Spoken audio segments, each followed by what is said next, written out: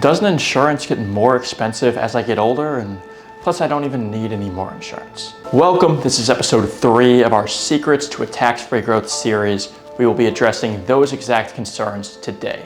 If you haven't seen the first 2 episodes, I highly recommend you go see those first. I'll link those 2 down in the description. Make sure you watch those now.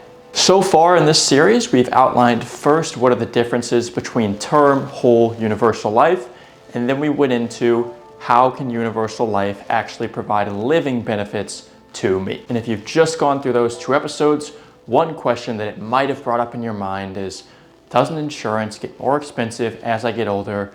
And really, even if it does, I don't really need any more insurance, therefore making it unworth it. And should I really even continue watching this series?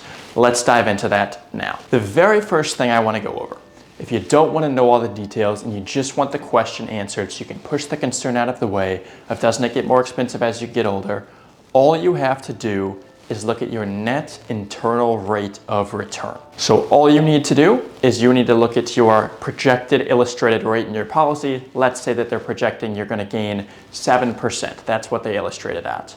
But what you need to do is go into your policy, usually around 30 years is a good mark that I like to look at, and see on my accumulation value or your surrender value. I think surrender value is generally better, especially if you're taking loans.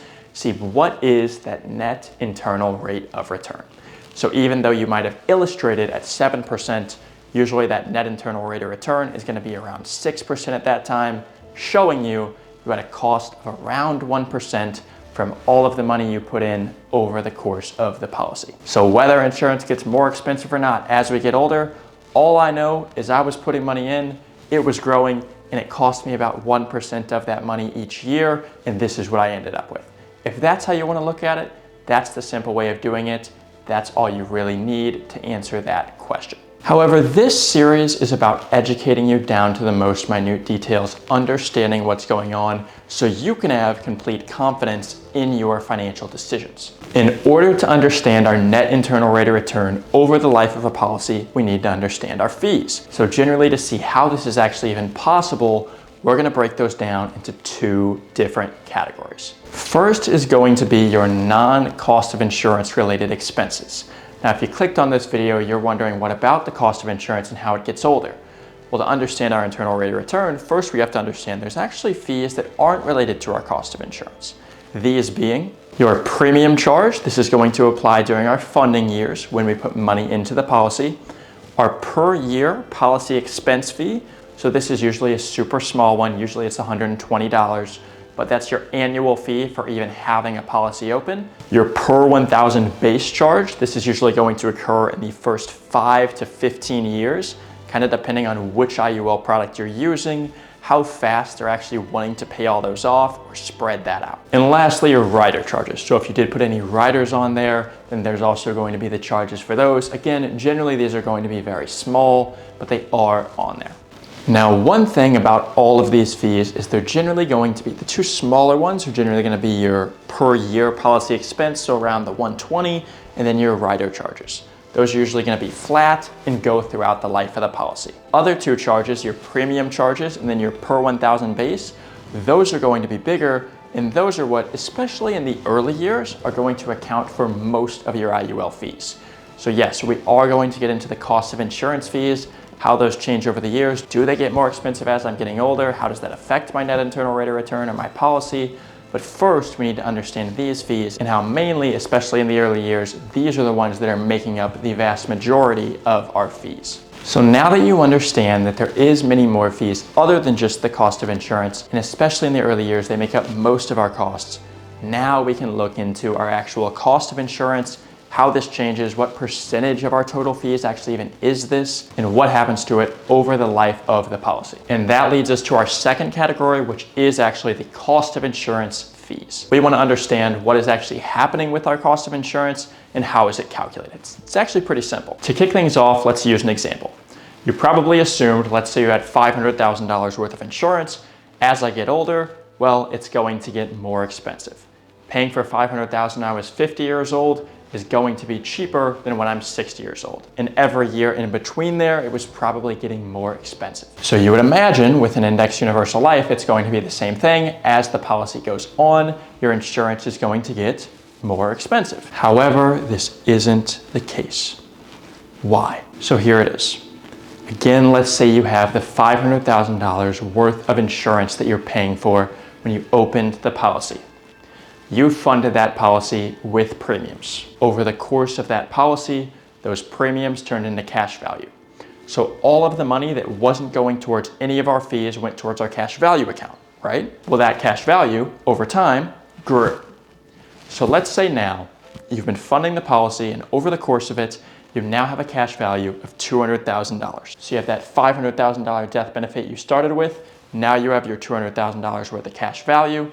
Well, here's the thing. In order for our insurance to not just keep getting more expensive as we get older, what happens is the insurance company considers our cash value a part of the death benefit. So even though we have a $500,000 death benefit, it actually considers $200,000 of that to be our cash value.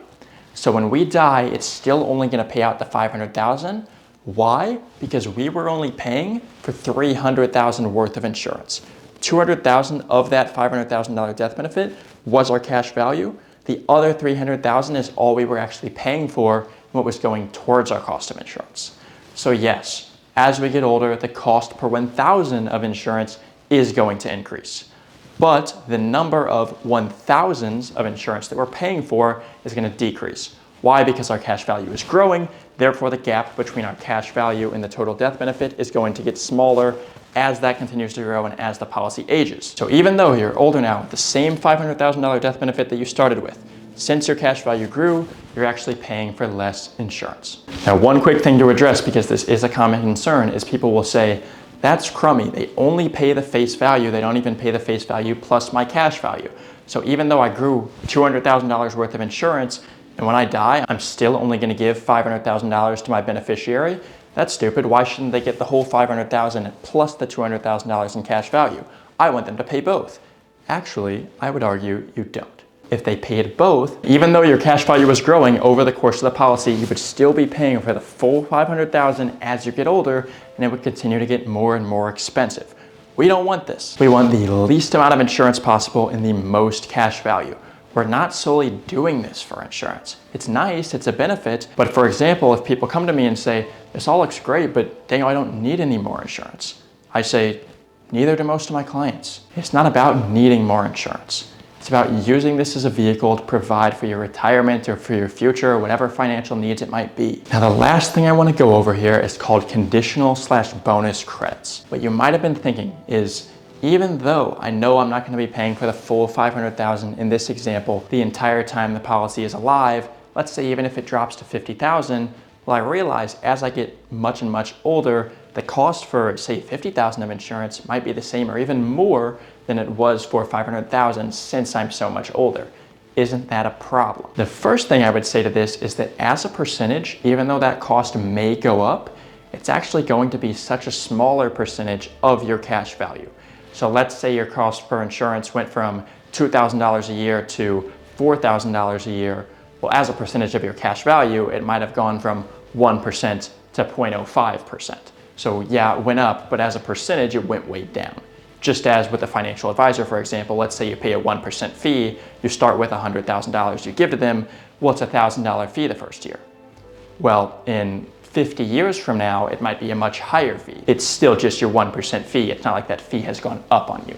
And second is your conditional/bonus credits. This is what people like. What many insurance companies often do is they'll provide you these. And basically what this is, hey, since you stuck around with us for so long, we're gonna credit you some bonus credits to your cash value, and it's actually real cash value. So let's say you're well into the life of a policy and all of your fees for that year total to $8,000 a year. Well, what if the insurance company gives you a bonus credit of $9,000 a year? In that sense, not only did you technically not really even pay any fees, they actually paid you a fee. So this is why over the course of a policy, and usually when I go to year 30, you can actually net that internal rate of return of less than 1% of a spread in fees. So let's say they illustrate it to 7%, you can actually net in those 30 years, usually close to around 6% which then is the 1% fee over the course of those 30 years. You see, the IUL is a long-term vehicle. Simply put, you just aren't going to get 7% internal rate of return in year one. You're going to lose money in the first few years. That's with the fees. But if you can realize it's a long-term vehicle and wait and look at your internal net rate of return over the course of the policy, over 30 years, that's when you can really start to use this to your advantage. I think it's so important that you understand this. What you don't want to happen is it comes to your first year, second year, annual review, you go and look at your statements and you see, why is this lower than the total amount I put in? I want to cancel this, it's ridiculous. This whole IUL thing is a scam. You need to understand from the core, it's a long-term vehicle. The fees are typically front-loaded, and that's why if you just wait and you look at the illustrations and you understand and you're patient, then you can reap the benefits. That is episode 3 to our Secrets to a Tax-Free Growth series. Hope you enjoyed. Next video, we are going to go over another common concern of why can't I fund this with just one lump sum? We're gonna break that down, go over the history, the nuances of that, and see if is there actually a workaround to this. We will see you there.